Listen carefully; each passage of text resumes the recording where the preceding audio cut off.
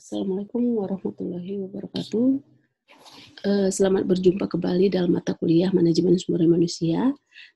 Pada siang hari ini kita akan membahas beberapa hal tentang variabel di dalam sumber daya manusia. Manajemen sumber daya manusia ada beberapa variabel. Sebenarnya variabel itu ada dependen, ada independen. Yang kita bahas di sini adalah tentang dependen dan independennya. Apa dependennya? Nah, ini disebut penilaian prestasi kerja. Independennya itu bisa saudara ambil perilaku, prestasi kerja, potensi pengembangan. Nah, ini merupakan sesuatu yang saudara bisa teliti sehingga di dalam behavior saudara bisa melihat bagaimana sih pola atau ketentuan yang sedang berjalan ya. Jadi perilaku kita bagaimana ya. Kemudian prestasi dari yang rendah menjadi tinggi atau dari yang tinggi bisa menjadi rendah, prestasi bisa menurun ya. Kemudian potensi pengembangan ya. Jadi pengembangan itu kita bisa mengembangkan diri dari yang satu bisa dapat kita dua dan sebagainya. Jadi karir ya. Kemudian proses estimasi, berapa lama ya estimasi jangka waktu yang akan kita dapat. Untuk mendapatkan 4 ini berapa lama? Nah, seperti itu. Jadi ada penilaian prestasi kerja berdasarkan waktu, jangka pendek, jangka menengah, jangka panjang.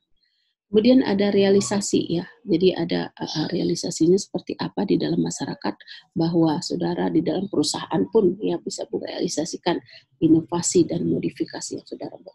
Kemudian ada kebijakan. Itu sebagai dependennya. Nah, di dalam independent variablesnya ada beberapa levels di sini termasuk individual ya, bahwa di dalam karakteristik biografi karakteristik itu saudara sudah bisa melihat bahwa ada beberapa karakteristik yang harus saudara lihat di dalam diri saudara, biografi saudara. Kemudian kepribadian dan emosi ya, jadi saudara bisa melihat kepribadian dan emosional bisa tinggi, bisa rendah, bisa baik, bisa buruk. Nilai dan attitude ya, jadi ada kemampuan ya, ability, juga ada persepsi, ada motivasi, ada juga pembelajaran individu dan ada juga pengambilan keputusan individu. Nah, ini sebagai individual di dalam independent variable. Saudara bisa mengambil ini sebagai bahan untuk penelitian. Ya, apabila saudara nanti menginginkan untuk menjadikan sebuah judul penelitian, boleh saudara gali ini. Kemudian grup ya, jadi di grup itu ada communication ya, jadi ada komunikasi yang harus kita bisa buatkan di dalam grup, bahwa ada grup decision making ya, pengambilan keputusan kelompok, juga ada kepemimpinan dan kepercayaan, ada namanya struktur kelompok ya, ada juga konflik ya, power and politics and works team ya. Jadi kekuasaan dan politik serta tim kerja ya. Jadi tim kerja ini juga menjadikan di dalam grup sebagai variabel independen. Nah, di dalam organization system itu ada organisasi atau budaya organisasi, organizational culture ya.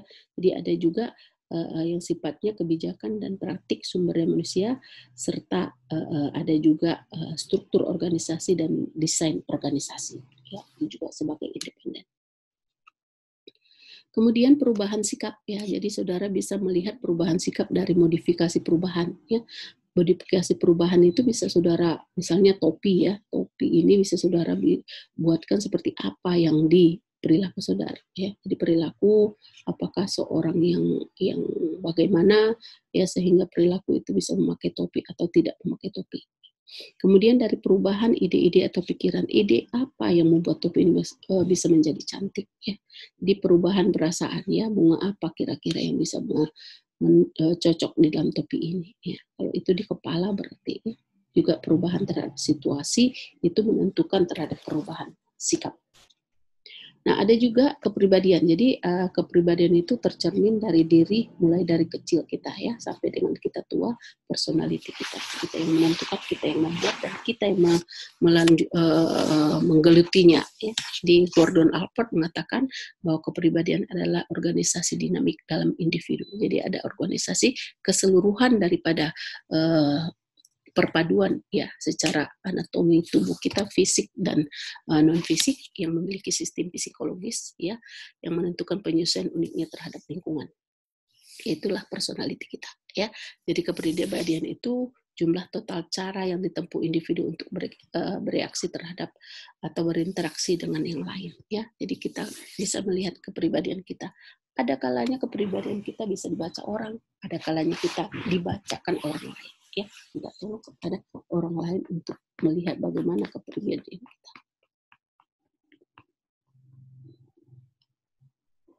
Kemudian ada persepsi sumber daya manusia. Kalau saudara melihat gambar ini, ada beberapa macam persepsi, ya. Bisa ini sebagai pas bunga, bisa dua orang yang saling berhadapan, ya. Jadi persepsi sumber daya manusia itu suatu proses di mana individu mengorganisasikan atau menginterpretasikan kesan sensorik, ya, untuk memberi arti pada lingkungan. Jadi ada artinya. Individu yang berbeda dapat melihat hal yang sama tetapi memahaminya secara berbeda. Faktor yang mempengaruhi persepsi adalah orang yang mempersepsikannya, ya. Jadi yang mempersepsikannya itu bisa dari karakteristik pribadi yang mempengaruhi persepsi itu, ya.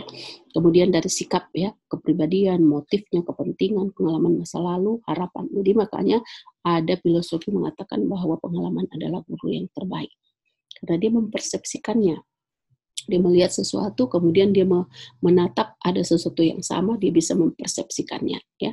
Kemudian objek sasaran yang dipersepsikan apa dan konteks di mana persepsi tersebut dibuat. Nah, inilah materi kita pada siang hari ini. Silakan saudara amati, pelajari apa sih yang menjadi permasalahan sehingga saudara bisa menyelesaikan untuk nanti sebagai acuan untuk judul skripsi saudara. Baik, terima kasih. Wassalamualaikum warahmatullahi wabarakatuh.